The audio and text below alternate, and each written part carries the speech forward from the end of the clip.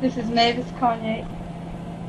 You told me last time that your mother grew up here. Mm-hmm. Do you know exactly when she came to Muncie? No, I couldn't tell you. No. Mm-mm. Okay. Where were her parents from? Now, I think around Kentucky, but she was born in Vincennes, Indiana. Okay. Do you know why they decided to come to Muncie? No, I don't. Okay. Do you have any idea of what they brought with them when they came? Did they bring their furniture? I never. Okay. Or do you have any idea how they traveled here? Well, I imagine the train. By train? Okay.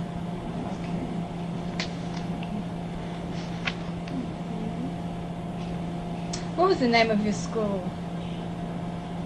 The first school, Jackson School. And where was it located? It's located on Madison and 2nd, right where that YMCA, I believe, is there. Can you describe it for me? Well, it was about 2 floors of brick, old-fashioned brick building. Say about how many students?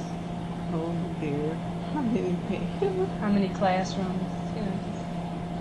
Well, really, then we just had one classroom, and it was never. They never had it too full. Yeah, I guess about 15.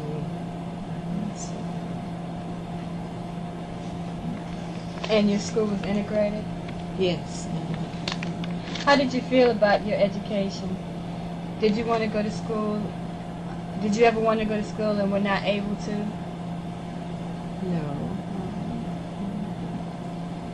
What about others?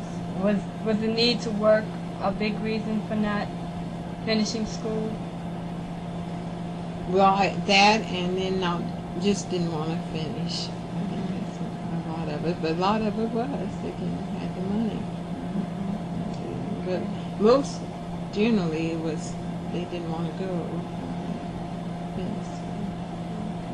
What subjects did you study? Well, in grade school, well, just reading, writing, arithmetic, and then when I went to, they call middle school, which was junior high, well, we had algebra, and took what we wanted, arithmetic. I took algebra, and home economics, and history.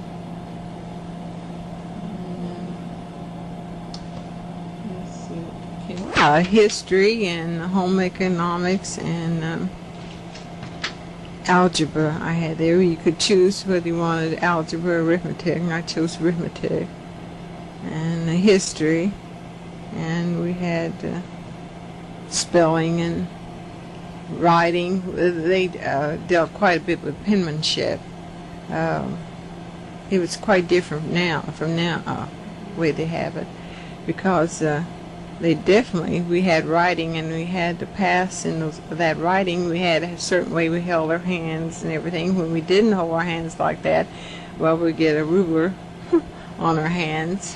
And I noticed how different it is now with my children. When they came up, I visited school, and it wasn't much emphasis put on writing like it was when I went. And we definitely had to have penmanship and spelling, arithmetic, and all that. Where was the middle school? Wilson. Wilson. And I started in Wilson when it was just finished. It was brand new when I started. Where is that? That's out there, 13th. You go out. Oh boy, it's that street. Yeah, I can take you there, but it's out Memorial Drive. And isn't that Memorial out that way? No. Yeah, I know it's 13th. Yeah, Walnut, right. How many years of schooling did you have? In school, a junior? 12 years altogether.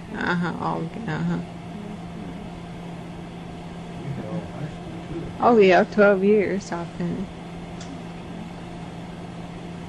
Do you remember what year you graduated? 1936. Mm-hmm. Yeah. Did you read any books about blacks? No, at that time. Mm-hmm. We Can didn't you have. remember the names of any of your textbooks?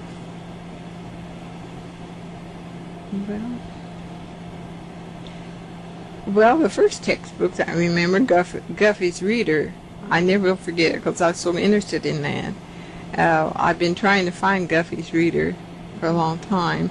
Of course, every time I see one, they're quite expensive. The one that I had, I wanted the original.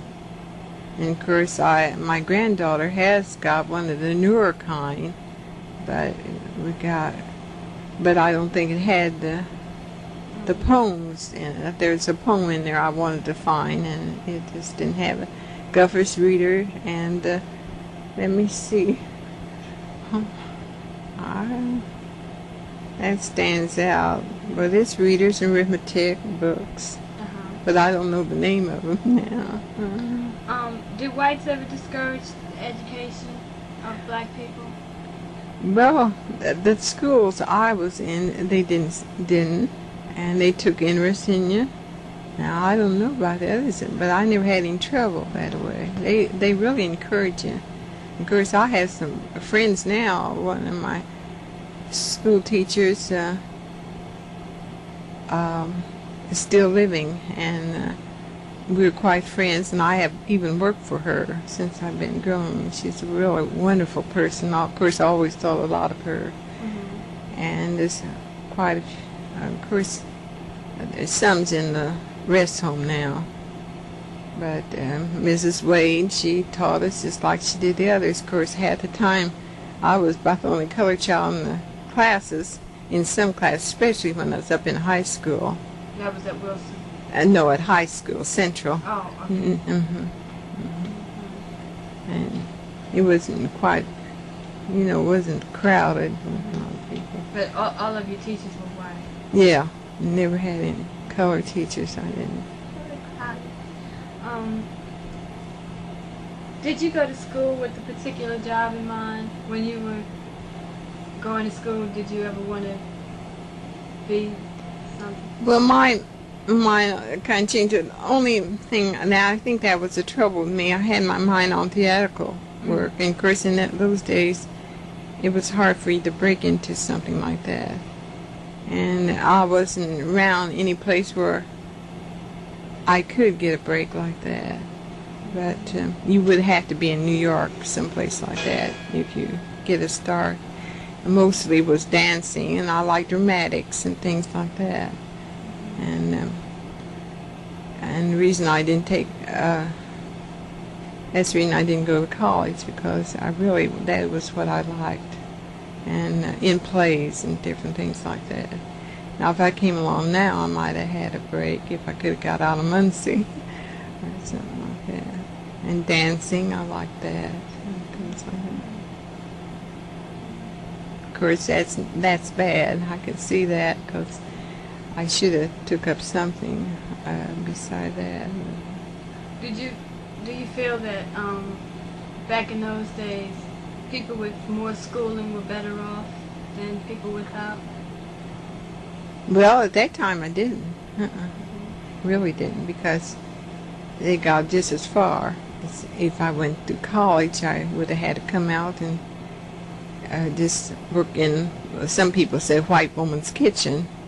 That's the only thing you have around here. And of course, in other parts, you get the lowest jobs. And that's one reason I didn't finish. But the people had just as much if they didn't go to college. Of course, if you went to college and took up anything, you had to leave to get it, because they didn't have anything. So most of the children who attended college left Muncie? Right. And they didn't come back here to work? No.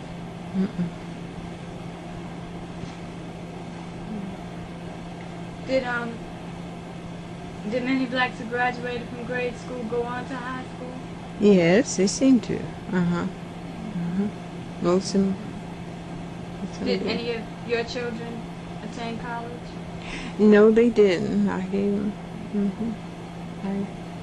Can you name some of the black colleges that you heard about when you were coming up?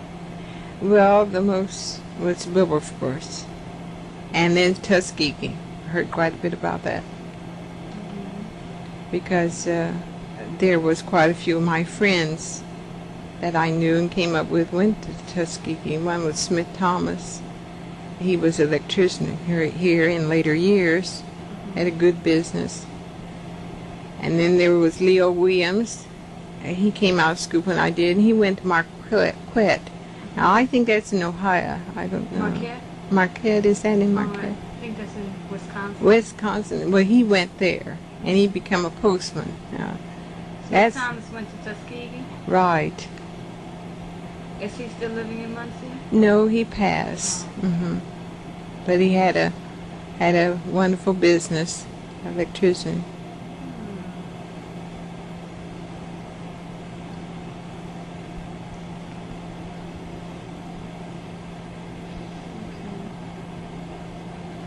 What blacks were most likely to go to college? Would you say the children of laborers or people who did day work or ministers? I think people that most generally was laborers. Like Smith's family was, his father was a laborer. And of course Leo's was a minister. I guess ministers and laborers.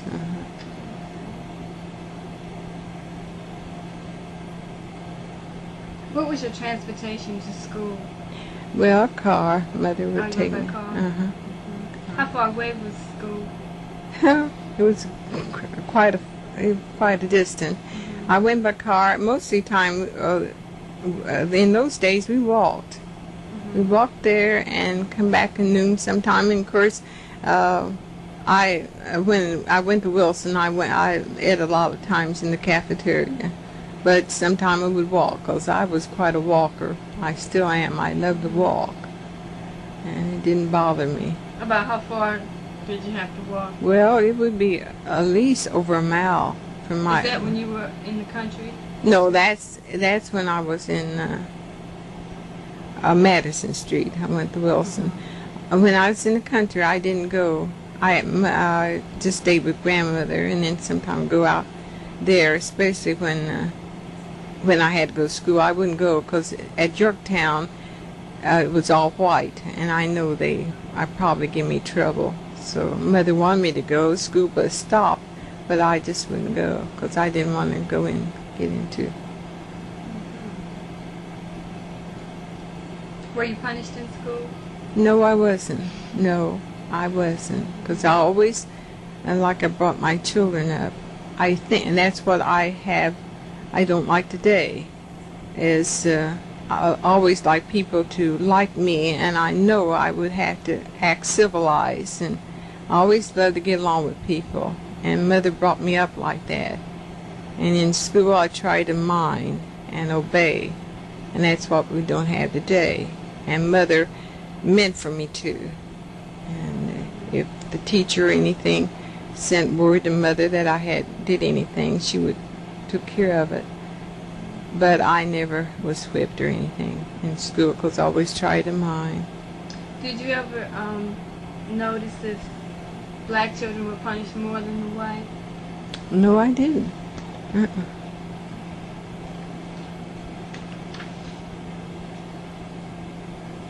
Can you think of any black families where the entire family worked for one white family over the years? Well, let's see. The only family I know is a Wright family. Seemed to have been in Kitcheman's for many years. The old lady, she's at least, she's over to the nursing home now. She's 102 years old. She's still living. And her daughters, Grace and Helen Goatley then. I mean, one was Goatley and the other was Washington. They was in the family. And then Mrs. Wright's sister worked in that family, and it's just handed down. And now her daughters, I don't know whether any of them still work there or not, because they're getting up in their 70s. So I don't know whether they retired or not from there. But they've been.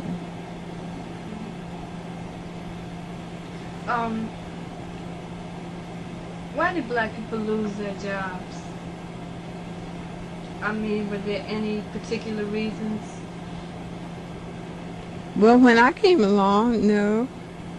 I don't know any. I haven't heard of any. They seemed to work, did their work, and did what they was told. I never know of any having trouble, as far as I know. Did you know of any black bosses? Well, when my husband worked out the Ball Brothers, well, you had was there a boss, or was it a boss? I don't think there was any bosses. He was the head of the CIO. Did they have color bosses? Yeah, that's what I wanted. I forgot. They had bosses out there, color bosses. Yeah, that's what it said. Did you prefer to work for a black boss or a white boss? Hmm? I work for all of them. Not that very boss myself. I've been 40 years. Not the both of us. That's way too long to be out there. Did blacks manage any white businesses? Now, I don't know of any, and I have never. Manage what kind of business? Now that's it. I don't know anybody manage. You mean white businesses? Like a white man owned the business. Yeah, that's it. A black man Was the manager. Yeah. Was there any? I don't know of any.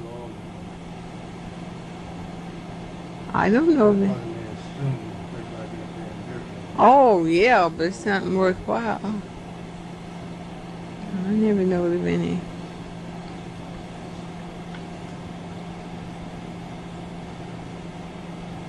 Were there any black doctors, dentists, nurses? Well, that's another thing. We've had very few. Now, the first one I meant to tell you yesterday was, I was kind of born around the First World War, and that's when that influenza was. They took so many lives. And there was Dr. McMorris. He was a great doctor. My mother told me about it. And, of course, I had the flu and almost died. My mother had it. We always, I lost so many people here in Muncie. And he took care of it. He was a colored doctor. Then the next doctor I know was Dr. Smith. That's the ones that brought my children in the world. And the dentist, when I was coming up, was Dr. Brooks, Wayne Brooks. And now the dentist is Dr. Thomas. But we really haven't had many doctors here. What about nurses or midwives? Well, back there, when I came along, they had a lot of midwives. But I don't know of any nurses. I don't remember any when I came along. I don't know. Of course, most people had their children at home. Do you remember the names of any of the midwives? No, I don't. No, I don't. I sure don't. It's like when I was born, of course, mother had a doctor. I don't know, that's probably back beyond my time, and they had midwives. Of course, they mostly had that in the South. Up here, they had doctors who would doctor on people, but it mostly was white doctors. Like when I was born, it was a white doctor, Dr. Bacon, and mother said he was a very fine person. What were the major causes of death? You said there was an influenza epidemic. Yeah, Do you remember any others? Yes, when I come up, it was quite a bit of TB. I remember so vividly. these houses they put them out in. So many people lost their lives with TB. And that's something they have accomplished. But when I came along, it was a lot of people died with TB. At what age did most people die? Well, usually they were young, around some of them 13 or 14 years old. That's right. What was your basic diet back in those days? What kind of food did you eat? Myself. Of course, I had most anything I liked, but I was very, didn't eat too much of anything. I ought to be like that now. But my mother gave in to me quite a bit until I married my stepfather, and I wouldn't eat any beans or anything. I loved pies and cakes and ice cream. As long as I had that, it was okay, and candy and stuff like that. But I finally got on potatoes. We had about what they had now, and chicken and all kinds of vegetables and things like that. And Did you grow your own food? Yes, we had a lot of garden. I know my stepfather, yeah, we had gardens. Did he hunt? Yes, he did. Where did you shop for food? Well, we had, let's see, mostly these little stores, neighborhood stores. Now, the first store I remember was close to home, over there on 2nd Street with Fred Dunn. I never will forget. And used to go around to the store and open the door and had the bell on, and here he come. And he was white, but he was a wonderful person. And we had just neighborhood groceries. We didn't know what supermarkets and things was, and then sometime and then old man Benson, when I lived with Grandma, old man Benson was a grocer over on Madison and Kirby. He had a store, a neighborhood store. Then the Crawls, they had a grocery store on the Ray's Meat Market. They was combined, and we went there. Crawls Grocery, yes. Was he black? No, white. They were all white grocers, and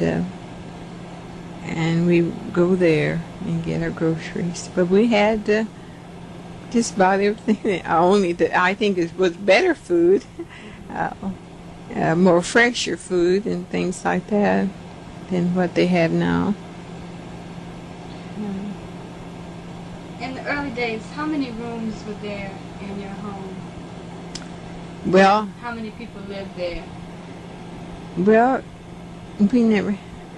Well, like I said yesterday, the first home where I was born, there was only grandmother and my mother and a roomer and myself. And that's all we had. About 3 people and about 6-room house. We never was crowded or anything like that. How did you get your household furnishings? Well, about like they do now, we had bought furniture from what I can remember, Banners. I think they had Banners. That's the first store I remember. And I think a lot of the things, I don't know whether they got it Could you buy on things, time or what. Could you buy things on credit? That's what I guess it did. I don't know. I don't remember. I know our house has always had nice furniture in it, but and I remember when they did buy. I guess they did. And I come to think about it, I don't really know. They bought from Banners, and my mother bought something there, and I got they used to have stamps, and she got a little rocking chair for me off of these stamps. So I imagine she did buy on credit, I suppose.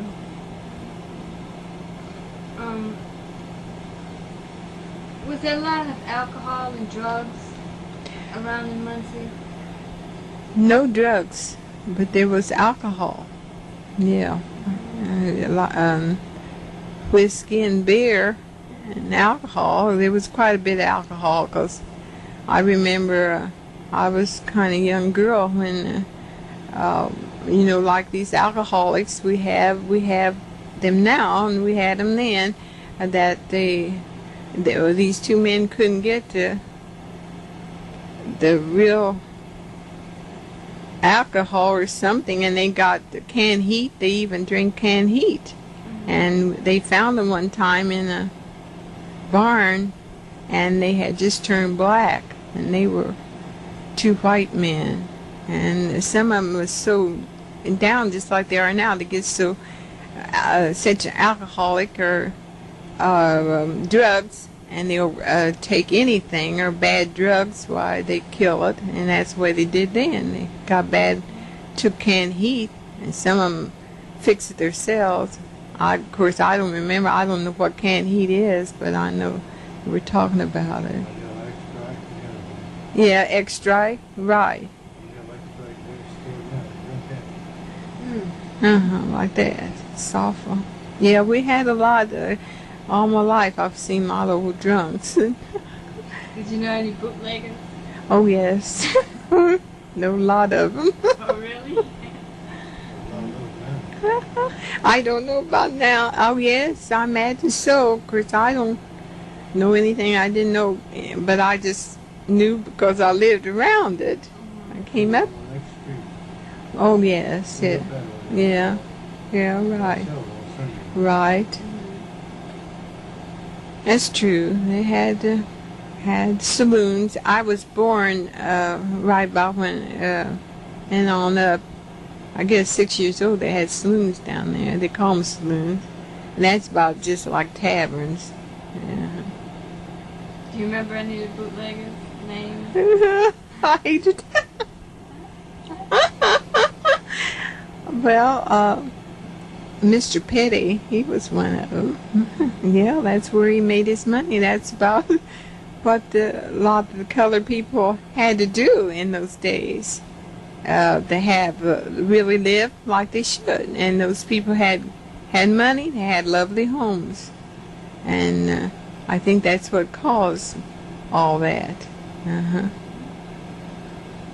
Lived good, had not lovely clothes and things, and Alberta Grays and barns, dug barns, and even my dad, my stepfather, I remember, yeah, I might as well tell the truth. That's the reason we didn't want for anything, and the money he made at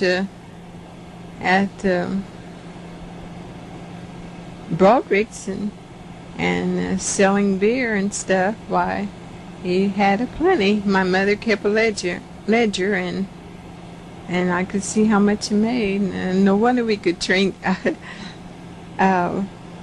cars every year and have all kinds of clothes and all kinds of nice things. But that's what everybody, when they want to try to be anything, you don't want to be you just not have anything. I can see why they did it. It wasn't right, and I don't approve of it, and I never went for it. But I came up under that. I know what it is, and I know why they did it.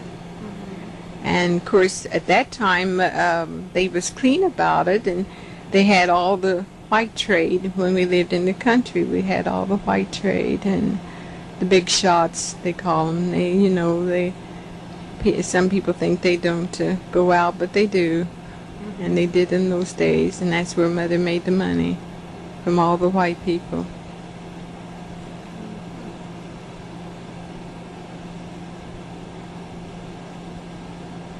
Are any of them still alive? The people you mentioned?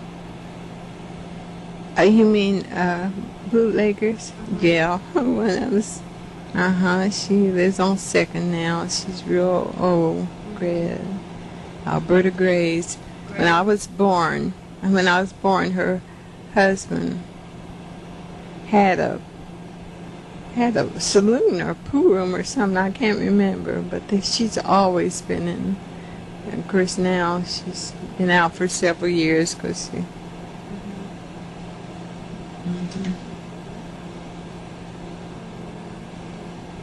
Where were black people buried? In Beech Grove. Beech Grove. And then it was just segregated out there at that time. Now I think you can be buried any place. But it was just all on one side, certain space they had out there. And like now, in Elm Ridge, there's no color buried, and they finally opened up Gardens of Memories, and they're burying them out there now, see. But it's always been Beech Grove, but I've never heard them being buried anywhere else.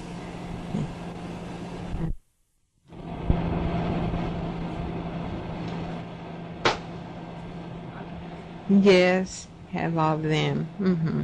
And had gypsies come in, and they want to come to your house, and of course Mom always said, don't let them in.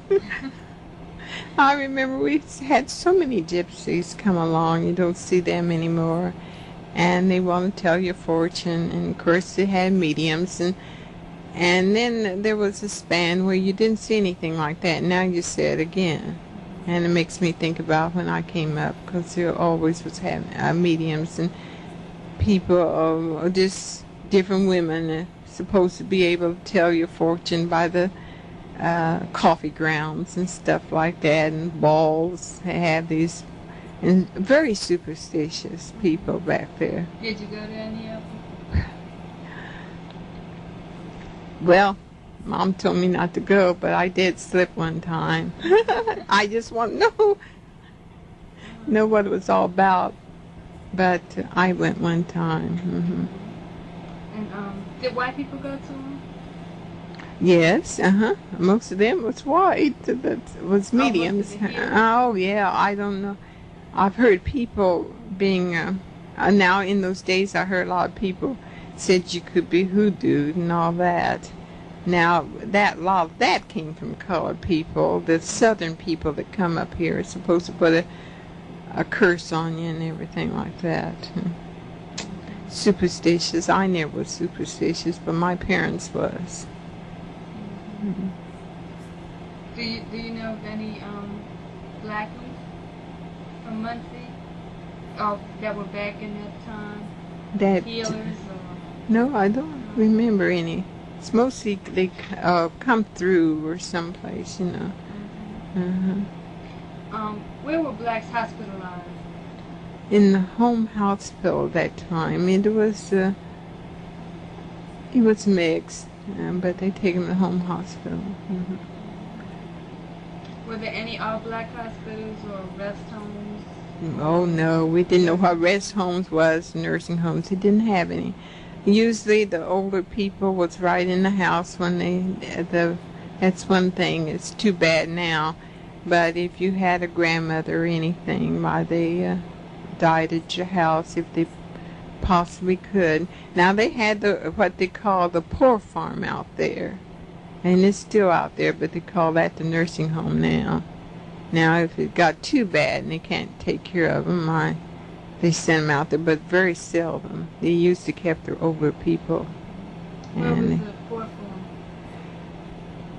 Out on East Jackson. They call it the health center now.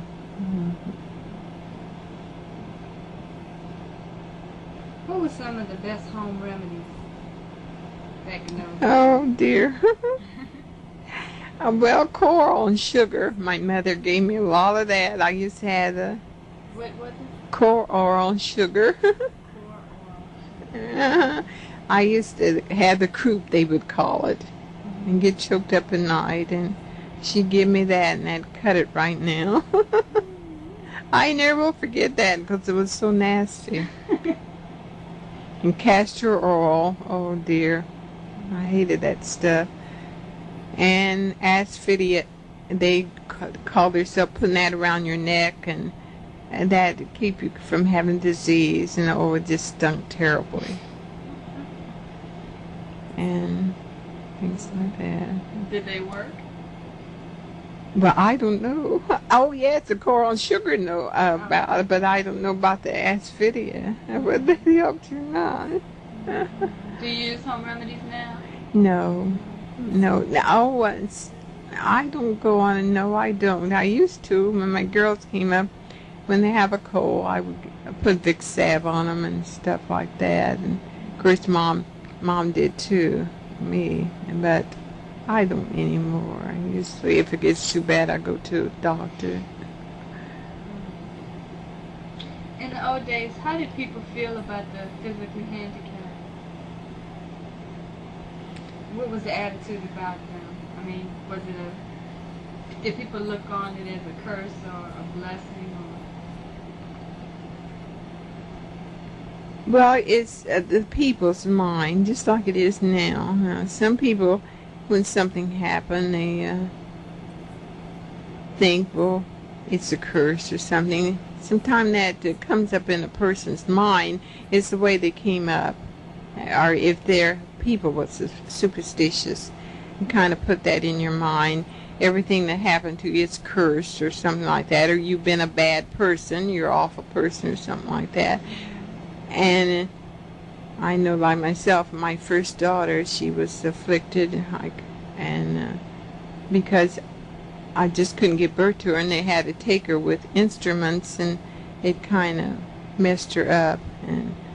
And all the other girls, they had healthy babies, and I had a time of getting out of my head. I just thought, oh, because it was me, and my first child too. I said, well, I must have been cursed some way, because I think I got that from the way I was brought up. But my mother at that time, she says, oh no, said it isn't that, said you're no better than anybody else, said it just happens that way sometime.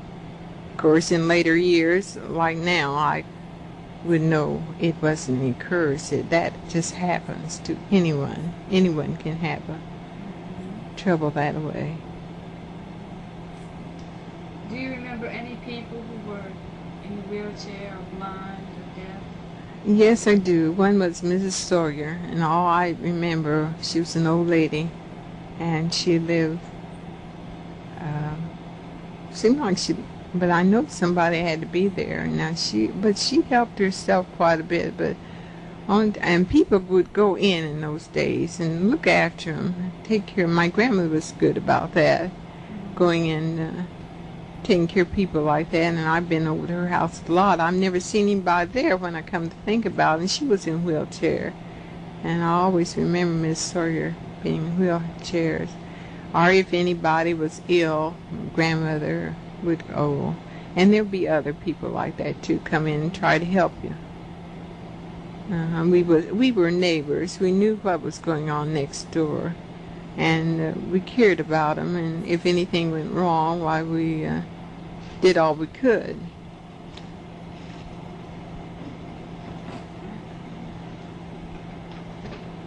Who were the black leaders in the nation back in those days? Well, I never heard any leaders at that time. Of course, at that time, I remember I did hear about Booker T. Washington, and but I really didn't know anything till in the later years. What about Marcus Garvey or Du Bois? Had you heard? No, not till later years. I heard about Du Bois and and of course Carver. That's in later years, since I've been married to George Washington Carver. But when I was in school, I didn't know anything. They had us thinking we didn't do anything, or hadn't. But in later years, I know better. That they had a lot to do with a lot of things, But I didn't know about it. We didn't have anything like that in school. It was always about George Washington and Madison, all them, learning the presidents. Didn't know nothing about it. Did you ever join any black political groups, such as NAACP? No, I never have, really. I've never cared anything about it. Did any member of your family ever serve in the military? Yes, my Uncle Ori. In the First World War. I didn't see him till I was 6 years old, and he came. That's when he first seen him, and he was in the 10th Cavalry, and that's what he was. Just had him segregated in the Army. That was all color troop. How did your family feel about that? Well, I never heard them talk anything about it. They just, I think in those days, they just took it for granted. Of course, they didn't like it. My family would speak up, but I really didn't hear him say anything about it. Like him, he just went and served his country. But it left the stigma on me. That's the reason I just don't care about never cared about voting, because I don't see no sense in it. And of course, now I know better. I know I shouldn't, because I am, like I told you, Jehovah's Witness, and I can see it doesn't help matters at all. Men have led us into all these difficulties, and they don't know the way out. And a long time before I was even Jehovah's Witness, that's the reason I just don't believe in it. And you go fight for your country. Well, and my uncle went over there and had to be segregated. Just here lately, in the last few years, they seen to that. Right? It's just not right. And that's the reason I can't get over enthused about it. I never voted. The reason I have voted because my stepfather made me a lot of times when I became 21, but I bet you I haven't voted hardly 5 times. Because it didn't help matters. Did any blacks or whites try to stop other black people from voting? Not up here, no. No, I never heard of any trying to stop them. No, because most of them always wanted the color vote here. Or most of them. Did you feel there were any shady dealings between white and black politicians? Oh yes, that's when I don't like it. It's all shady. Could you give any examples? Do you know anything? Well, if you pay them off, you can do anything you want to do. It used to be that's the way they had these bootlegging places. Pay them off, and they come get your money. And I don't know about now, but I know then. That's when it's just crookedness all in it, and I don't go for crookedness. No, don't go. Yeah, that's it. And I've seen him, even the mayor, come out and collect his money. That's the reason I always, if you want to be crooked, and I don't believe in that. I'm just, I've always wanted to be good to people, be fair, and if I had to be crooked, I'd just stay out of it, and that's when I'm sometimes all alone. No, it's getting bad here. It really isn't. You can't trust the law or anything.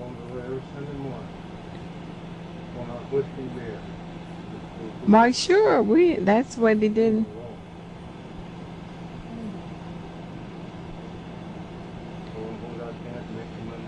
And I know all about it. That's when I'm against the church people. They're going out for all this stuff. They know what they are. They're just crooked, and God don't like it, and you're going to have to pay for it. It doesn't do people any good to be a crook, and that's the way I feel. Like my stepfather, why he had that's all he knew, but he didn't. He died at 50-some years old, and that's not. My mother's been dead ever since she's 44, so it doesn't pay to do those things.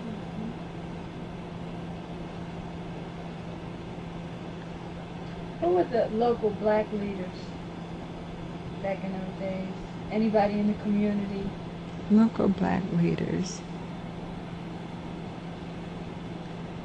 Well, only ones I know was Tom Phillips and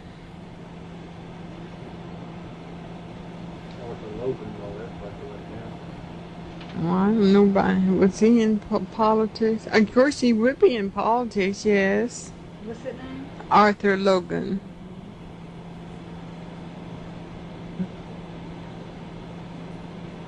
And Tom Phillips. Ray Armstrong.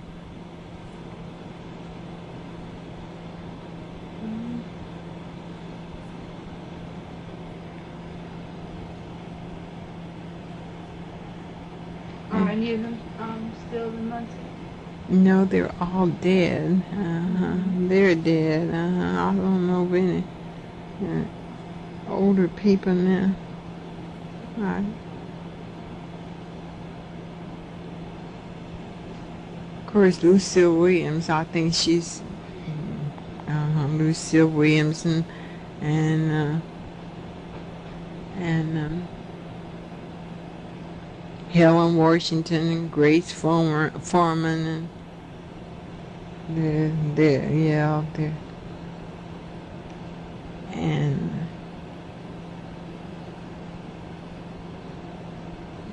they're the older people.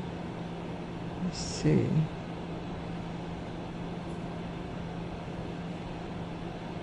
I don't know.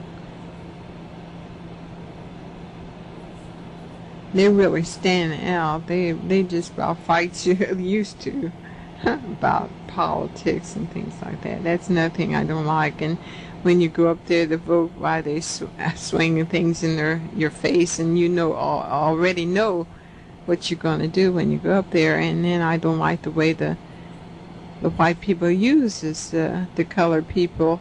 They would give them liquor and stuff, whatever that's all they would want. A whole lot of them out here in Whiteley, just a whole lot of drunks. That's all they were, and they just do anything to get that liquor.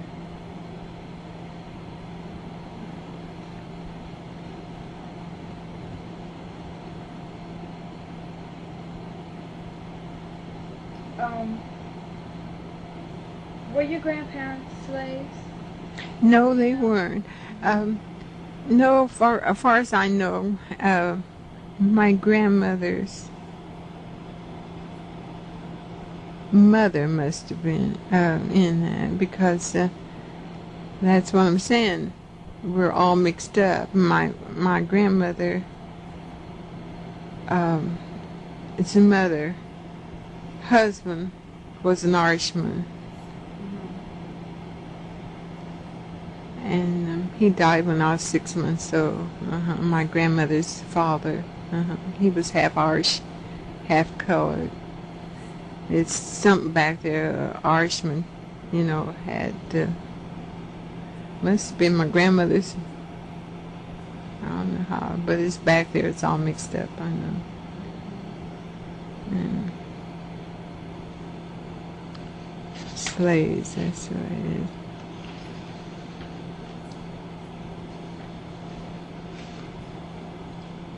Were public facilities, like the parks and buses, restaurants, they were all segregated? It's terrible. Of course, the streetcars weren't segregated. That's when I first remembered that. I never remember the buses being segregated. You could get on a bus and you're okay. But the parks, I used to come out here to McCullough Park. You know where McCullough, right? It's a beautiful park, and it's a shame they let it go like it is. When I was a little girl, that's what we looked forward to, come out here to the park on Sunday after Sunday school in the afternoon, and we just had this little side on this side. I never forget it. And we had a teeter-totter, we had one of these maypoles, we had the slides, we had the swings, and that's all we had. On the other side they had everything. We weren't allowed to go out to Heacon Park, and they always had all kinds of things to play with. And I enjoyed going to Garfield. I went to Garfield out there because recess I got to play on all those different little things they had. But out here we better not go on the other side. I know a lot of them ventured over there, but like I said, I never did go where I was wanted. And I didn't go, but a lot of them went over there and they was run out. And of course, a lot of them didn't know. They just went on over there, and the police made them get out. They couldn't drink water or anything. And it's just wonderful, the time to see it now. You can go anywhere you want to. But I remember a time when I was 12 years old, we went down in Kentucky to visit my cousin and my grandmother's brother. And I tell you, we couldn't even stop on the highway. It's all segregated. You couldn't go into these filling stations.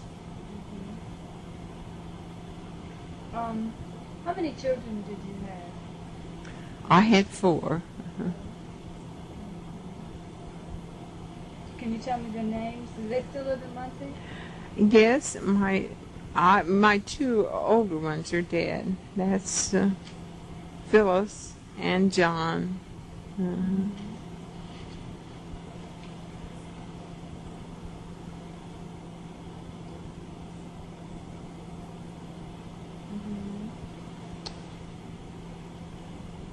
And my 2 younger ones are living. Little Ruth lives with me. Little Ruth. What's her name? Little Ruth is all together. Lelarutھ.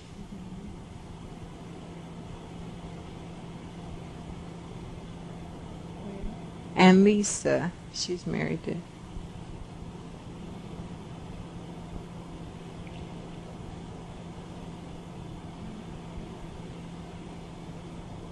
And what was your mother's name? Emma.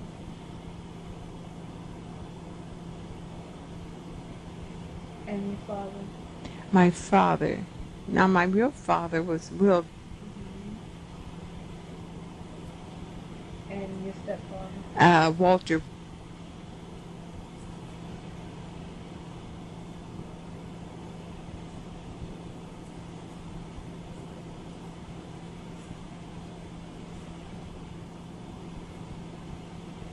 And your grandmother?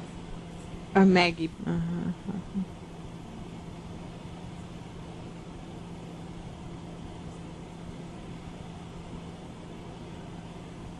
Was she married? Yes, Of course, her husband died first. My grandfather, my step-grandfather raised me. And he died first, and then she died. Okay. What was her husband's name? Charles.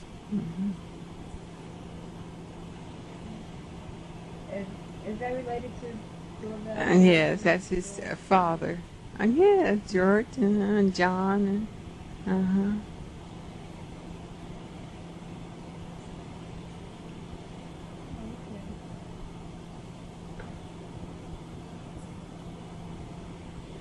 And what kind of work do your children do? Now, my little Ruth, she works GMAC. And Lisa worked at the welfare before she married. Now her husband don't want her to work, and she hasn't worked since she's been married.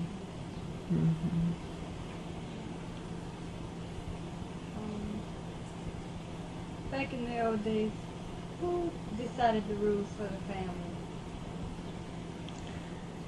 Well, my mom, she wasn't like that. She didn't go by rules. They just had mutual understanding. Really, but the fathers always, of course, she didn't let him whip me if I needed correction. She always took care of it because she felt like, well, I was her child, and. But I mind because I am whenever, and she meant for me to mind. But if I needed any whipping, she would do it. But mostly in those days, like the others had their real fathers, they corrected them. They had more say so and look like they do now or want to do now. Did you know any blacks and whites who married or live together? Let's see.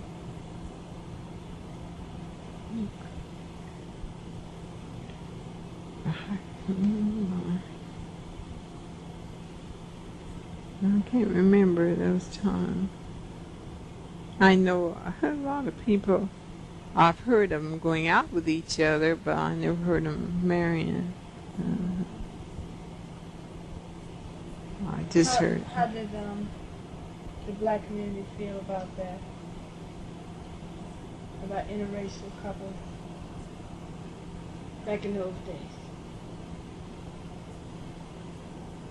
Well, they sort of looked down on it, you know. They wasn't for it very much. And they kept, I don't know what, but I really didn't hear too much about it. I just knew that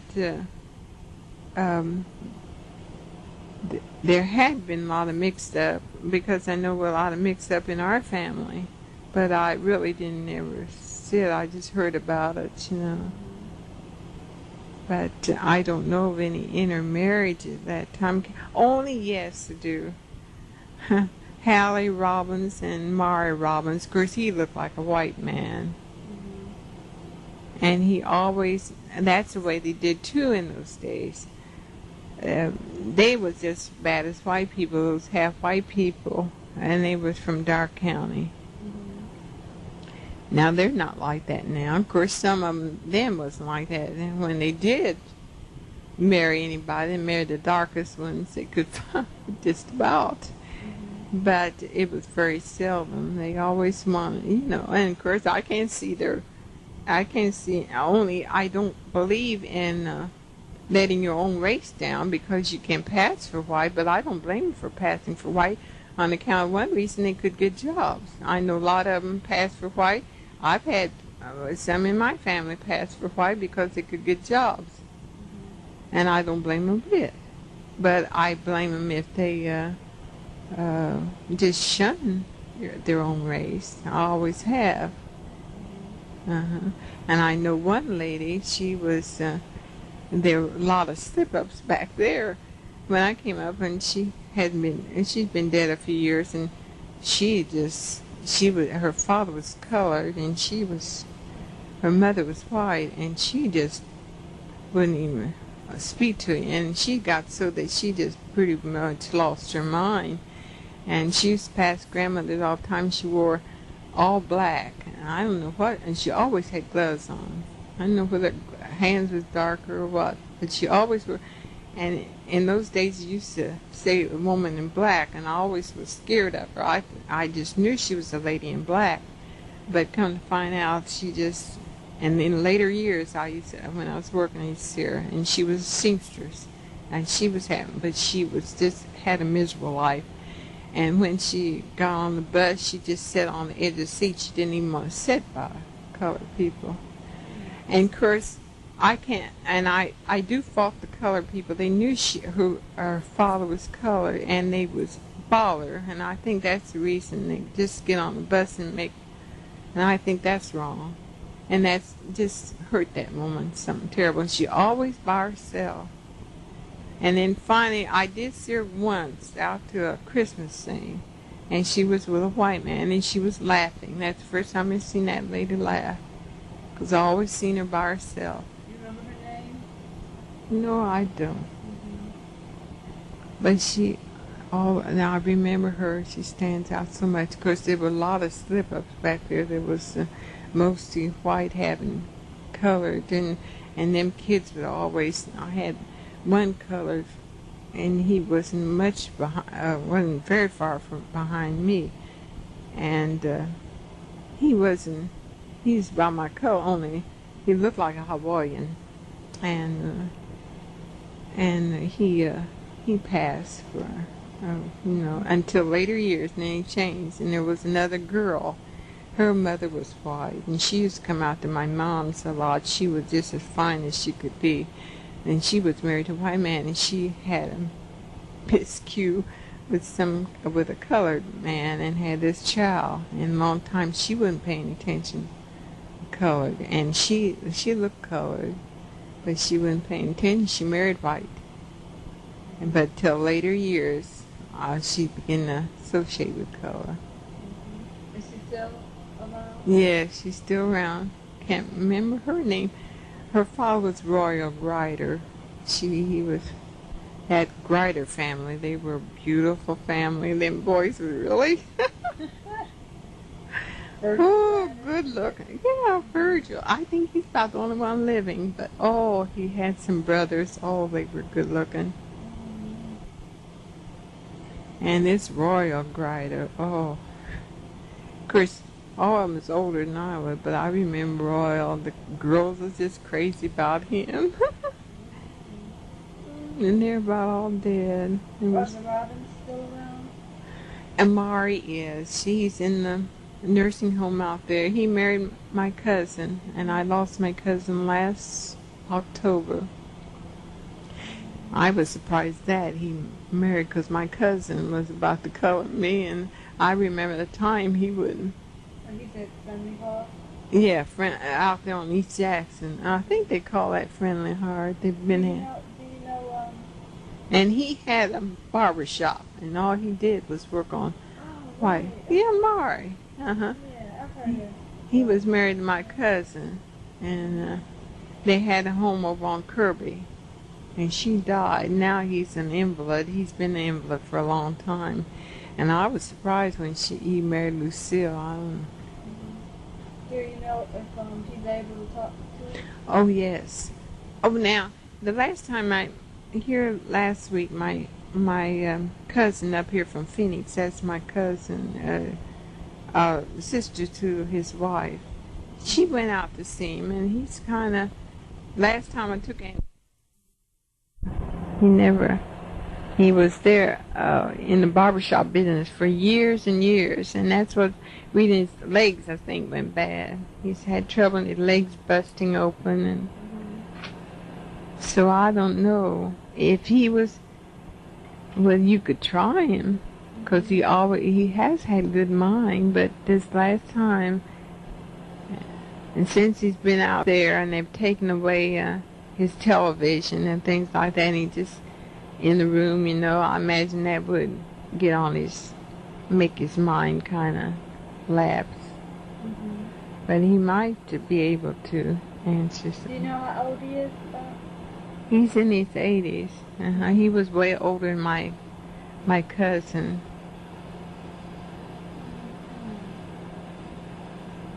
Okay, I'll have to look into that. Yes, because he was a barber so many years.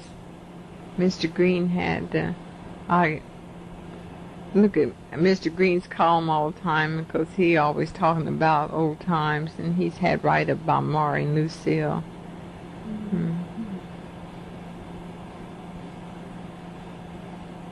Did many of your relatives live nearby, or were they far away?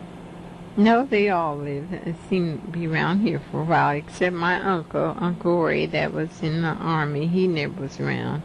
In later years, he lived different places. He lived in Detroit till he died. He's been all over. Where were you married? Here in Muncie, yeah. By whom? Remember? By, let's see, Reverend Lester. Yeah, Reverend Lester. Was that at Shack? No, he was at Trinity at that time. Trinity was over on 1st Street at that time. Reverend Lester, yeah. How did you meet your husband? Oh, I've seen him for years, but he kept on, he has a stammer in his voice. That's the reason he doesn't like to talk very much, and you might ask him a question, he can't get it out. But he used to send notes and by a fella. He used to work up Hanley's garage, and that's how we got acquainted. I don't know how, but we did. So. How did the people in your family feel about divorce?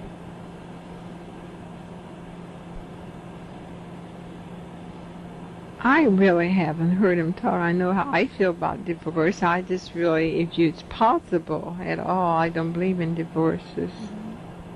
I don't believe in marrying over and over again and things like that. Now, really, when you think about it, I don't know what mother and grandmother thought about it. I really don't. Did most people who got divorced remarry? Yeah, seemed like they did. But most of them stayed together, you know. They didn't divorce like they do now. But most of them have been together all along, you know, till death. And unless somebody died, one died, and then they remarry. But if they just don't get up and marry, and get divorced and marry again, and live with each other. Didn't do that. That was taboo back there. When you were growing up, was there more respect for the elderly? Oh, yes. Yes. I remember, I guess, that's when I'm appalled even with my grandchildren. I can't understand their attitude sometimes. Because we had respect for older people. We understood, and when they were talking, we never butt in. Or if they're in there talking, we didn't come in there and sit down between the persons talking or interrupt them, you know. We stayed out. And we respected all older people. What holidays were observed back in those days? Well, my parents and most people, Christmas, that's always been a big holiday. And of course, we had a big holiday on Christmas and Thanksgiving. Those two the biggest holidays. Were they celebrated very differently from the way they are now? No, it's mostly the same. Yeah, the Christmas tree was the most beautiful ornaments. Were there any holidays that you celebrated back then that you don't celebrate now? No, we always had Halloween and Christmas. And there's none that have died out? Not that I know of. Christmas and Halloween, they're still there. And New Year's, of course, we always celebrated that. We always had dinners. And that's different too. Now they serve. I got in the habit of doing that ever since I'm married. Because his parents was like that, but my parents wasn't like that. We always had our dining room and dinner, you know, and serve out the plates and things, and have everything on your table, and in different dishes. But now you serve like cafeteria style. We didn't do that. That was another thing I had to get used to when I married and he was there. They didn't do like that. And of course, now I'm like that because it's much easier. But I was a long time getting used to it because we always served everything we have, like supper, lunch, breakfast, all on the table. We didn't go to dish it out or stuff. But now it's cafeteria. Were there many family reunions? Well, we never had any. Of course, our family was, and quite small. We never, and I never heard of many. Now, there might have been, like I do now. There's quite a bit of family reunions. At what age did your children leave home and start assuming responsibility for themselves? Well, right after school, they came out of school, and I want to know for sure whether they want to go to college. And of course, Lisa, she's sort of like me. She's not the studying kind, and she didn't care about going to college, so she got a job in Annapolis at that finance center. And of course, from there, she went to the welfare office. And Leila Ruth, she's had wonderful jobs. Now, she's a college material. She's sorry she didn't, but of course, Leila Ruth, she catches on quite a bit. And and she can do her work, and now she's in, first she was at Finance Center. She worked there. Then she was up to the bank. She worked in the bank. Now she's GMAC. They've been doing that ever since they got out of school, working and finding jobs. How were your children's names chosen? Well, I chose Lisa, and that's now everybody's named Lisa. I tell you, I always try to pick a name that's not too common. And I just awfully on these stories. I'm getting away from it because I can't. It's just too much.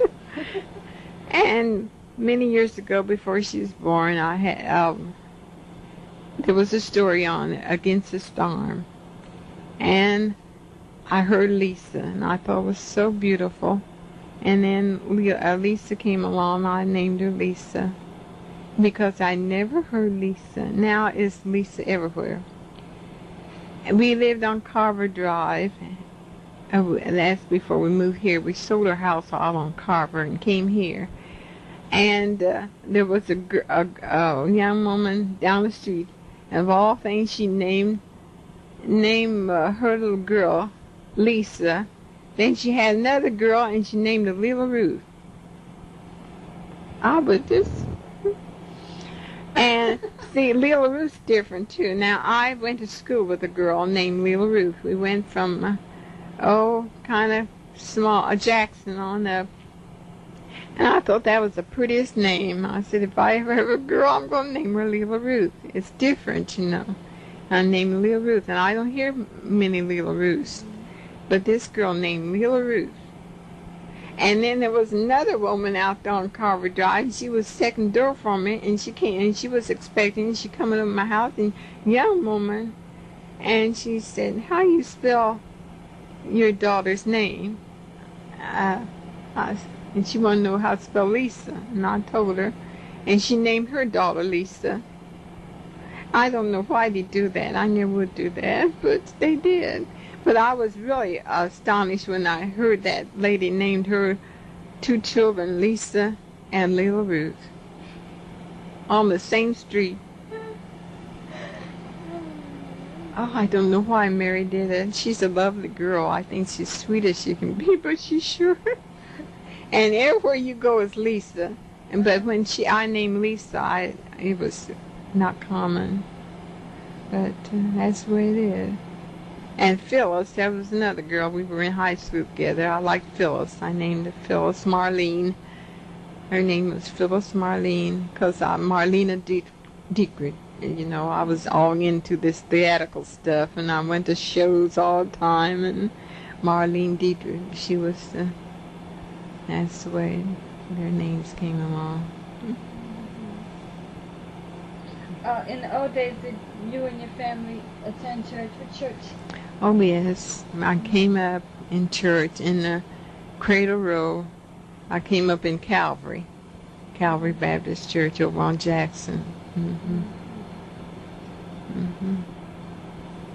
What were some of the things your church did for the community in the old days? Well, I really don't know. Only they brought us up. They was really our parents brought us up and talked to us, and we had good people, churches, that brought us up and kept activities for us young people to go to. And I remember where, like on Sunday evening, we had to BYPU, and all the kids would be at BYPU. And we knew how to act when we went to church. We were quiet. We better be quiet. We just knew, got the upbringing from our parents and from the church of knowing how to act, had the right attitude. That's what's appalling to me now. These kids, the way they do, are standing on the outside of church, don't respect church, and noisy. Just soon as they get out of school, out of church, they're all around the steps and making noise. We didn't do that. And we had our different little clubs, and then these different little, I like them. If I can remember, let's see. Starlight Band. We had that, and we had Miss Douglas as the head of it, and she would take us kids on bus trips to Indianapolis and to the parks over there, and then we'd go to other places on buses, you know, different other places, a whole bunch of the children, and we knew how to act. We had people that we obeyed and we always had chaperones. We knew better not to do the things we shouldn't do. We were just brought up like that by our parents and by the people in the church. And we respected those people. When they said something, we did it. And we didn't do any back talking. We might not like it. We didn't let on. Because we were just kids. All kids are kids. But that's what I can't understand about these children now. They want to give you back talk, or if they act like they don't want to do something, they let you know it. We didn't do that because we had too much respect for a person. We knew they were telling us for our own good, because now we do, probably, but probably we didn't then, but we didn't say anything about it.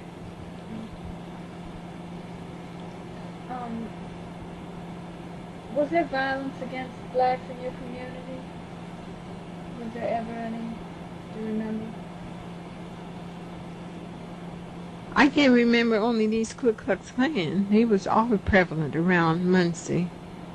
And I had an uncle that, he speak just what he think. If they did something to him, he just tell him off. So I don't know whether he hit a person or what he did, a white person. I really don't. I can't remember now. But anyway, the Ku Klux Klan was going to come after my uncle.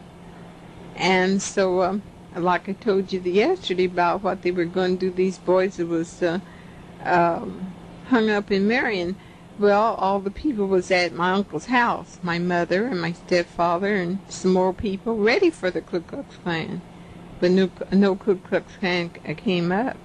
They were going to do something, Uncle, but none of them came there. What was your uncle's name? William, because he was awful high-tempered, and of course my mother was too. Those kind of people. Of course, I couldn't say it, Mom. I just can't see myself standing up against a whole lot of people and not be afraid. They just wasn't afraid. They died for what they believed in.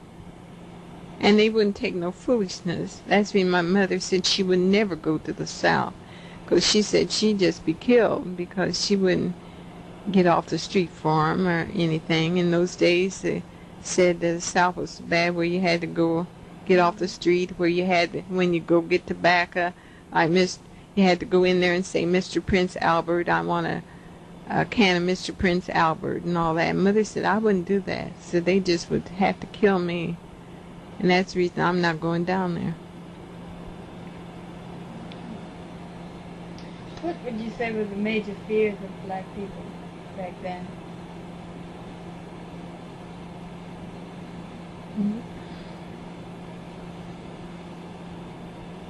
Well, I just, when you think about it,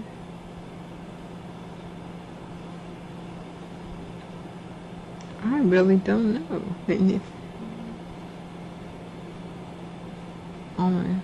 I fear they'll lose their job or something if they don't, that's about the only thing I would think about. It might be some fear of talking back to the white person. It might be that, or kind of, some of them they had to kind of look up to them, some of the color did, and to keep their jobs and things like that. That's only, I imagine, fears they really did have. How did you feel about the police? How did most black people feel about the police? Well, they seem to feel all right, about them, What I know of what I can remember. Did you know any black policemen? Yes, I knew there was a Mr. Parnell. That's the only color police back there I knew, and Bill Sims. There was a two color police way back there when I was a kid. There's only 2 color till here in later years that I ever knew had. And then, like I told you yesterday, they had just a color section. Mm-hmm. So their beat was the color section. It wasn't mixed like they are now. I think every place they can go. What were the major illegal activities?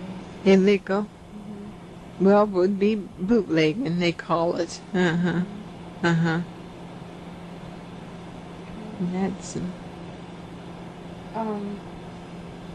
And most of them were owned by blacks, or were there any that were owned by whites that black people just ran the business for? No, I don't know of any then. It was all colored running at that time. Did black people have pride in themselves in those Yes, days? they did. Yeah, very much pride. More, I can see more of that then than I do now, looks like. How did they feel about being colored? Well, what I can see, the only reason they kind of was down because they wasn't equal. They was Jim Crowed, might as well say up here, and couldn't get decent jobs, and the white people looked down on you because you were colored, and just couldn't live like you really want to, or any place you want to. We just had just hemmed in, look like. Well, that's the only reason. You might hear a person say, like myself, why was I born like this? And if I was, I could be so much farther in life, could have things much better, and know what freedom is, and things like that. But I don't know. Of course, I don't know how other people feel. They might want to just be like that, and didn't like the color. But I think that's most general. I know that was my feeling. I wondered why things were like they were. I couldn't understand why people couldn't like you for what you are, because that's the way I was. I'm like that now. It's like the colored people now. They have hatred. Some of them, I think, they let that old prejudice and the way that it was treated back there grow up in them. They've been handed down, and way they feel toward the white people, it's just the same as the white people feeling toward us. I think it's terrible when they are. Some people are, and we know we wouldn't have been as far as it was if it wasn't for some of those white people. I think way back there, like some of those white people helped the slaveries across. They weren't all bad. They didn't all hate us. There's some of those white people back there had love for us, or they wouldn't have helped the ones back there. How do you think it is today? Well, I think it's about like this in the same way. Some of them really like you from their heart, and some of them don't. They just have been brought up, with that hatred in them, just like the colored people have. And no matter what they do, or how they have, how they've come up, how they understand the colored people, know that we're not monkeys, we're not dogs. We like things just like they do. We don't want to be slummy. We want things. We want to have education. Maybe some of them, but they have some in their race too, just like we do. But they had us feeling like, well, we're just nothing. We don't want nothing. We're nothing but. Well, it's different. And after all that, some of them have hatred. I know they don't like us. And because right now you go in places, and they'll look at you. They still can't get it in their head. And I still don't believe they want you in there.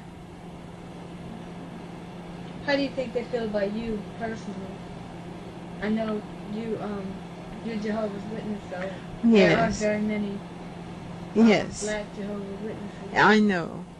Well, they know that, but even I can say about them out there, there's some that's really trying to do what God wants us to do, because God is the God of all mankind. And He made us. He didn't, and He's not partial. We have that out there all the time. That's what I like out there. We study the Bible. We have tests on the Bible. We just know what it said, what God means for us to do, and get all that. And they get it too. But some of them, like my daughter said here yesterday, some of them still have that prejudice. Now, they don't want you to know, but you can feel it.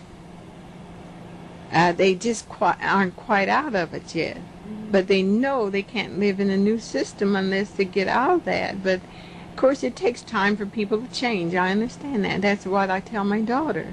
I said, well, it just takes time.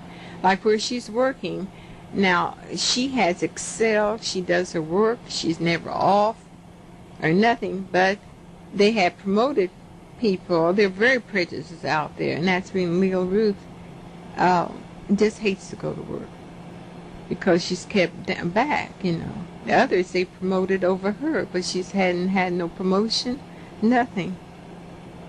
But she does her work, never absent or anything. She's just like her daddy. Her daddy was like that too. All the years he was out there, he had to be awfully sick, and that wasn't very much when he was to stay home. He's gone to work even when he was sick with the flu. He would work. And that's the way with her. I can get her to stay home when she's really sick. But she doesn't get no promotion. And she feels it. She said some, because they're from Elwood. Some of them working there from Elwood, and some from Alexander. And in Elwood, they just hate colored people. And she said there's some there that they just don't like it. And no matter, they know her, know what type of person she is and everything, but they just don't like it. And why, I don't know. I don't have that kind of heart. I never did. When a person's nice, that's the only thing I think about a person inside, not what you are or how you look. It's how you get along with a person, how nice the person is, your attitude. I don't like anybody. If it's my child, if you're wrong, you're wrong. And if you have bad attitudes, I don't like it. But as far as the color, I just don't understand. Because like myself, the blackest of people, some of them you're around and they have the sweetest disposition. You just love them. It isn't their color. And I just... How do you feel about being called black today? I don't like it. I don't like it at all. That's really, it's hard for me. I don't like to hear the white people black.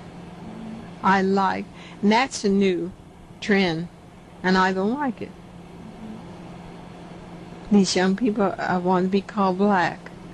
And then some of them I heard got mad because the white person haven't called black, and here I don't want to be called black. Because I'm not black, I'm brown, and there's all kinds of races, brown, and you don't have to designate a person. You don't have to go around and say white, whitey. I don't like that either. Whitey. That's not right. Now, how would I look going up to one of those people out there and say whitey? That's not right. My name's, I'm of the human race. That's what I feel like. I'm the human race. And I don't like to be called black. Colored is all right. And that's bad enough. They used to have it in the paper. When you die, that's come out. A Negro dies. Then they got so colored died. Now you don't know the difference, They finally got that out. Prejudice in papers and everything. Designating your color. I don't like it. So you prefer to be called colored or Negro? Do you like Negro?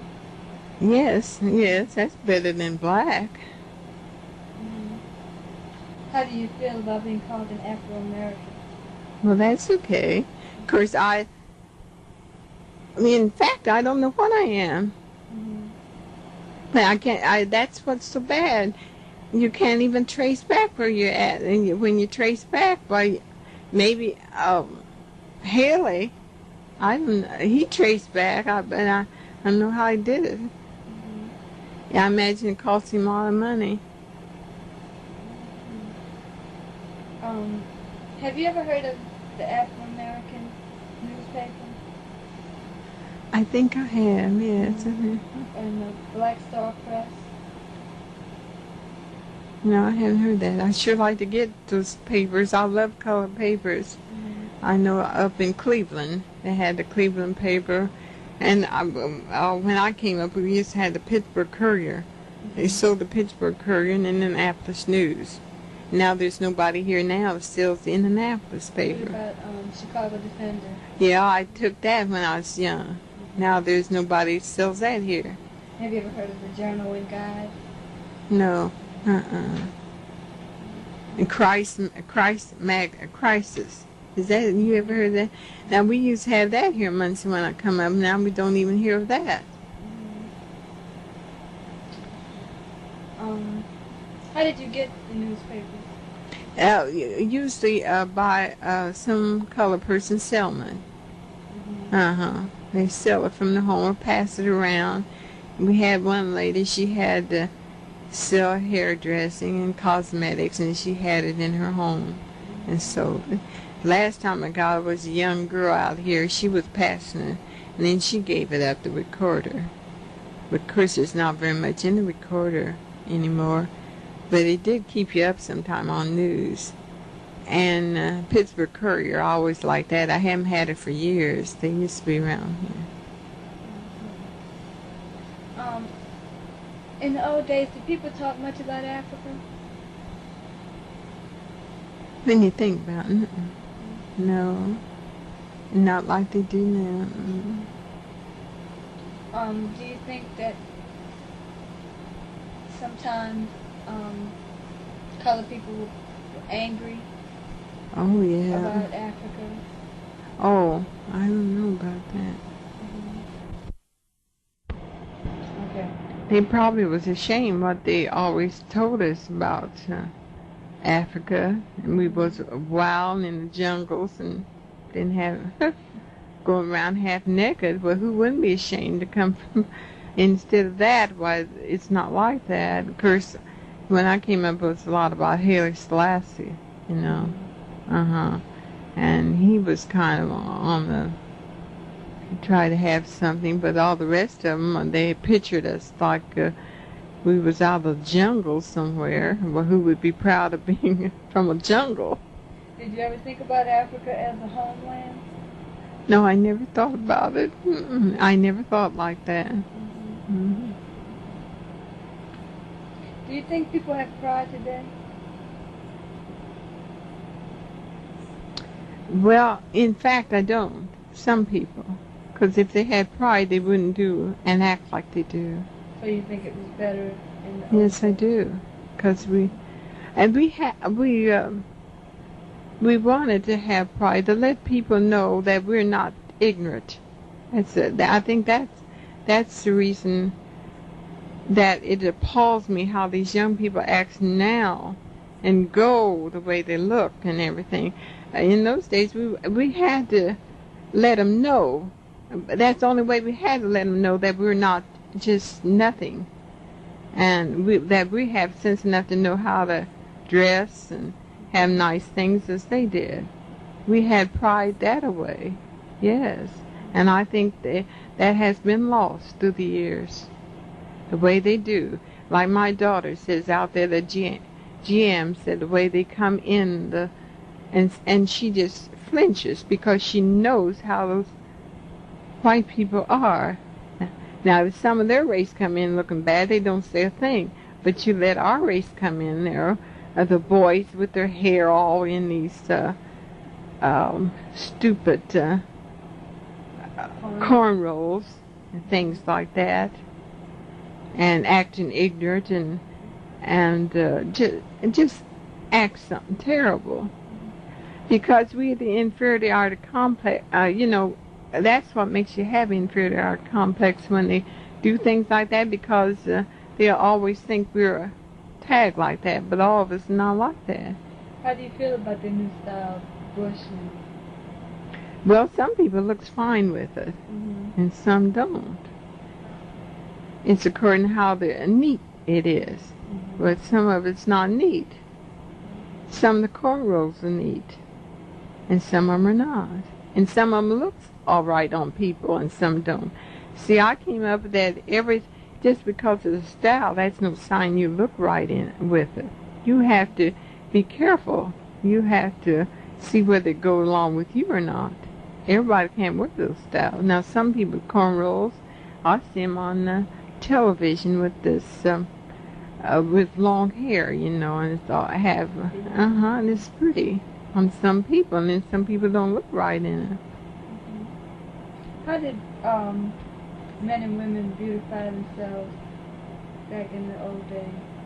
Well, they kept their hair nice, and they kept it, all right, and cosmetics. Kept their hair nice, and we all and cosmetics. I guess they wonder about me now, and even my husband. You don't have to, but I came up like that. You don't have to do that to go to the store. But I don't go there with curlers on my hair, and because I didn't come, I feel like I'm out of place. When I go out, I want to look halfway decent or sloppy. I don't believe in it.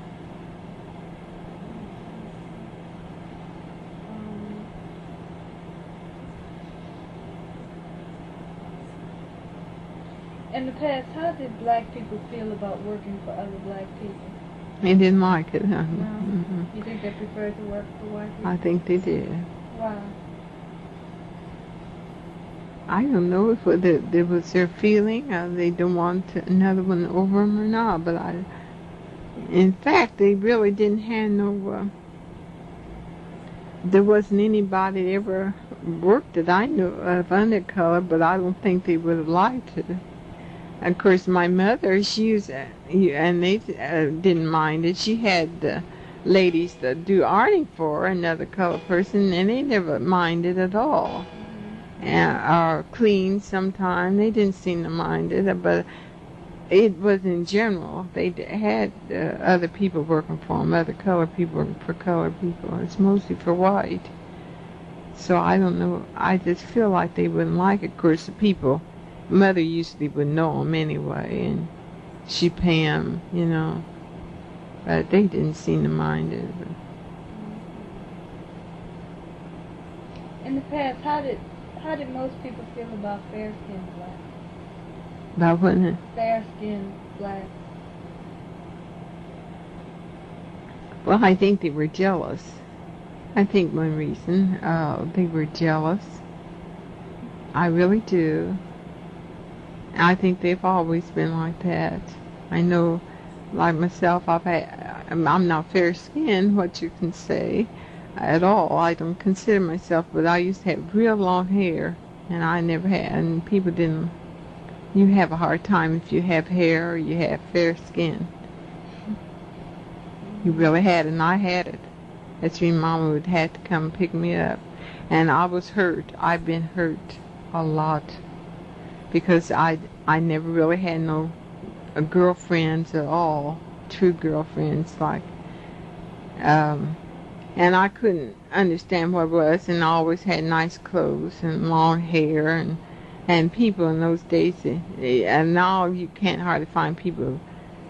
You can find, I guess, more people with long hair. I don't know, but I just, like my girls, they always had long hair, and I always had real long hair. And I just began lately, even out here, when I went to church, why, I had a woman come and said, they're just jealous of you. I said, well, I don't know why they'd be jealous, because my hair didn't bother me at all. That's the reason I had my hair cut when Mother let me, so I could be like the rest of them. That's what I think. You would have friends, but fair-skinned people that have long hair, they have a time, are pretty good hair, you know. Of course, my hair's changed a lot, but my girls, they got pretty hair. And And I keep it short, and of course it don't grow, and I don't want it to. I wouldn't look right with real long hair anyway, old as I am. But my hair grew quite a bit, all the time. I cut it off and it grew right back. And then those days, they wouldn't even do my hair because my hair was so thick and long. And every time I go to a hairdresser, they want me to have a cut, you know. And then finally, Mother let me have a cut. Then it grew right back, and my hair grew like everything. And then one time I went to a barber shop, and they really cut it. They really chopped it off. I come home and cried about it. It growed out, though, but and in later years, I've been keeping it cut. It's growing again, but I keep it cut short, you know. Of course, I used to have to wear mine in a braid, but you know, when you get up in your teens and going to dances, you don't want to be going with braids. Of course, they do that now, I guess. It looked like the girls had their braids and things, and I think they're pretty, but I didn't care about it. And I'm a lot of jealous. You have a hard time going to school.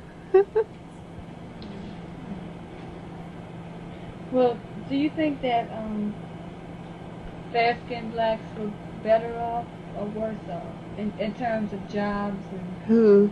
fair-skinned colored people? When I came along? Mm-hmm. No, I think they're better off because they got breaks like that. Mm-hmm. Do you think it's still the same way today?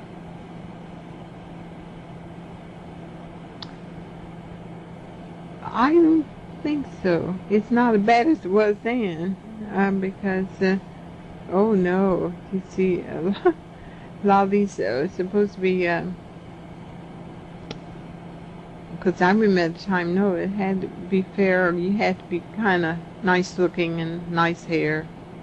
But now, it's not like that. You see that everywhere now, on television and in the shows. And these models, all right. I remember the models they have now, why they wouldn't have had them. No. Because most of them are not, I can't see any. In the old days, what kind of toys did you play with?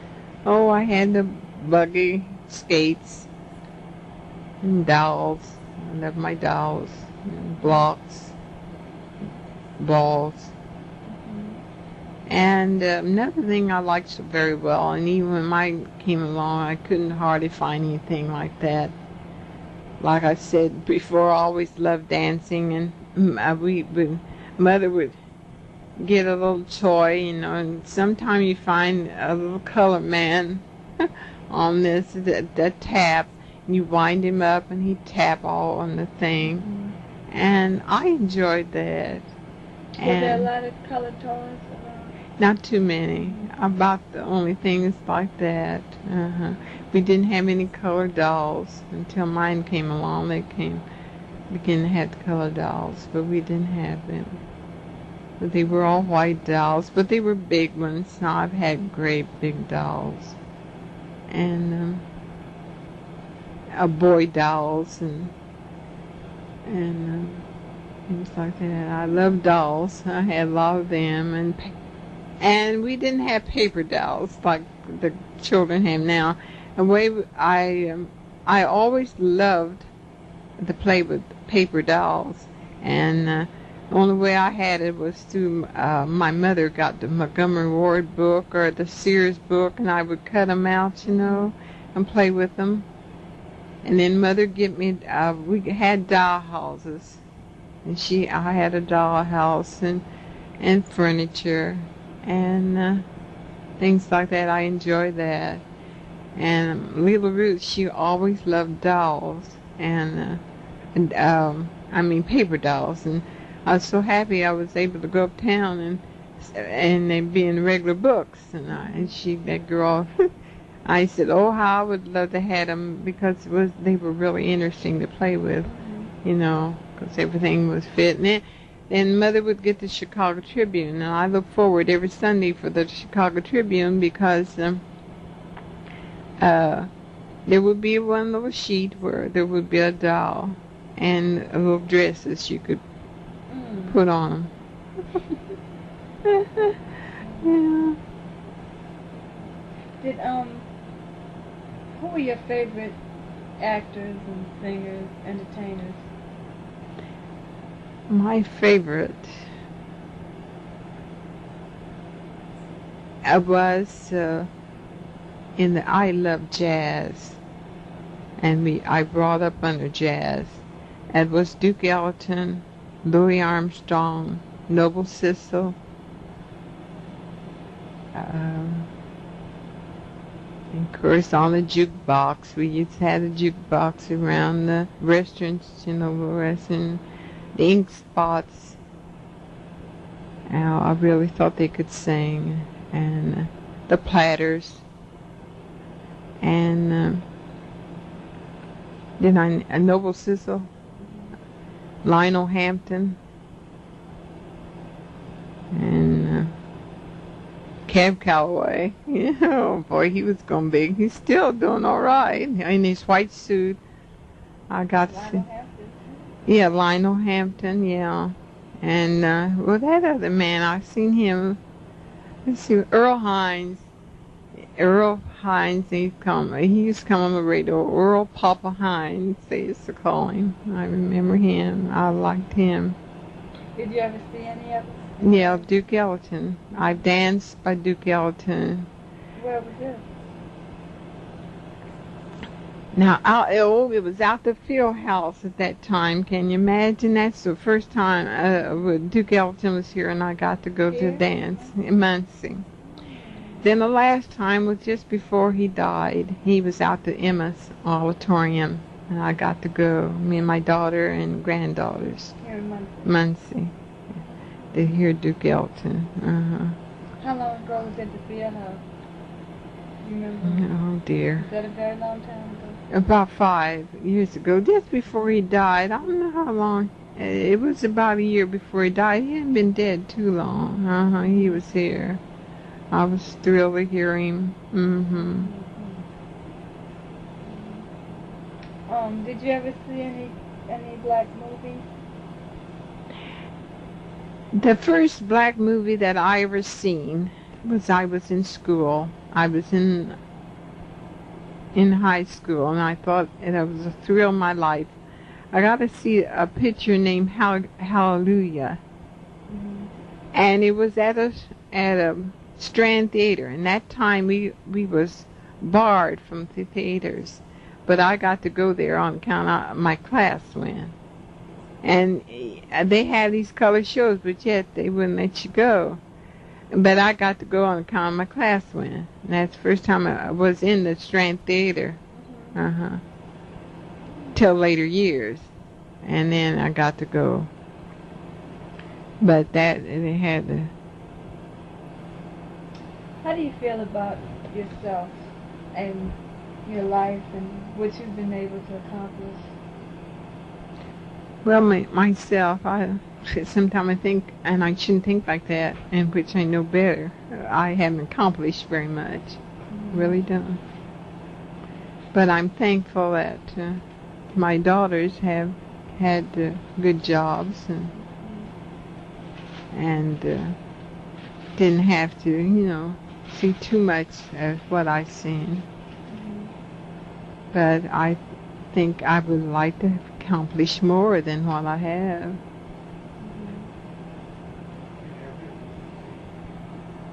Oh, you did? Well, thank you. What's tough? I didn't expect that.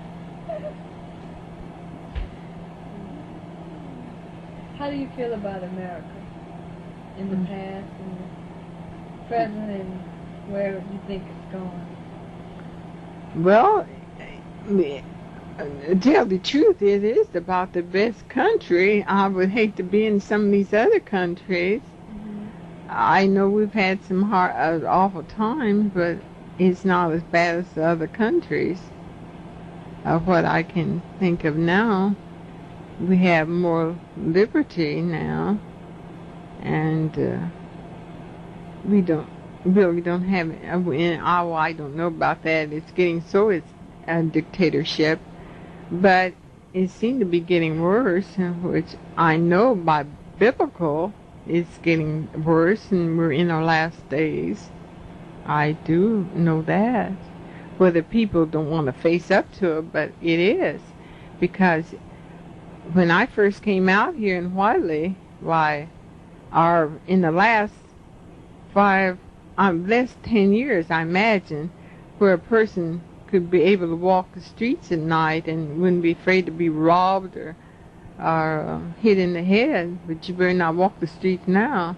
I know when I lived on Carver Drive over there, where I had a friend over here, or I had choir practice, I walked from over on Carver Drive over here. I think that's the reason I don't drive, because I like to walk. I even walked over in town in the evenings, but I wouldn't do that now. And it's getting worse. It's not getting any better. The generation's different. They're and the Bible's fulfilling. It's where even in your family is where you have the most trouble, and they won't listen to any agreement whatsoever, and it just can't go on like that. And it's getting like Sodom and Gomorrah. You don't know the men from the women, and the women from the men, and God is not going to let it go on like that. But He's giving everybody a chance. He is a merciful God, because He's more merciful than I would be, and that's what I have to work on. I have to, because the way some people do, some of them ought to be cut off. But He's giving everybody a chance, and He still has mercy on us. But some people just act like there is no God, but there is, and He's going to bring it to conclusion, just like He did these other, like the flood in Noah's day, like Lot and his wife in Sodom and Gomorrah, and I never seen anything like it. Of course, I'm not saying it didn't happen. We had things like that in our day, not as much of it, but it was. They didn't come out with it. But now on television and all that, talking about all those in San Francisco. Well, my goodness, if they didn't brag about it, but now they don't seem to care. Because I just got whiff of it. I know I had a friend tell me, and all of them such good dancers, and I like to go dances. And this guy here was from Newcastle, and I had another fellow come up and told me, said, "Don't you know he was funny?" And I almost got on him. I said, because he didn't act it. Now you can tell, and they let you know. And I always danced with him, this fellow, and I thought he was just telling me that, and I couldn't believe it. Come to find out, there was a place up on Howland, and on the Sundays, they would slip up there and put dresses on and everything, and it was unbelievable. And I had been dancing with him, and he treated me nice, and of course they are nice people, but I don't go in for so many, these people like that. Some of them just taking that up. Was that back in the old days? Well, that was... Would go up on Highland? Oh, yes. Yeah. That was, let me see. I was I must have been in my teens. I heard about it. That's what this fellow told me, and I knew the place at that time where they did go up. Where was it? It's a church there now. It used to be upstairs. Is that place up there or tore down? Let's see. Oh, no, it's tore down. It's tore down. Yeah. But it was Highland and... Howland and Blaine Street. But you never would know it, but now it's just prevalent. Was it like a club, or, I guess so. Oh, yeah. It was Sherlock Club. Mm-hmm. Remember the name of it? No, I don't. I don't remember the name. Is there anything else you'd like to add? No, I don't really remember. All right. Anything maybe that I didn't ask you that you'd like to comment on? Mm-hmm. About the project or just anything else you had to say? Oh. I really don't know of anything. I really don't. I think I try to cover about everything. But I'm awful displeased the way the things are, and I think the police needs to be more protective and more sincere with their work. I think a lot of things could be stopped if they really was looking and cruising these streets like they should be.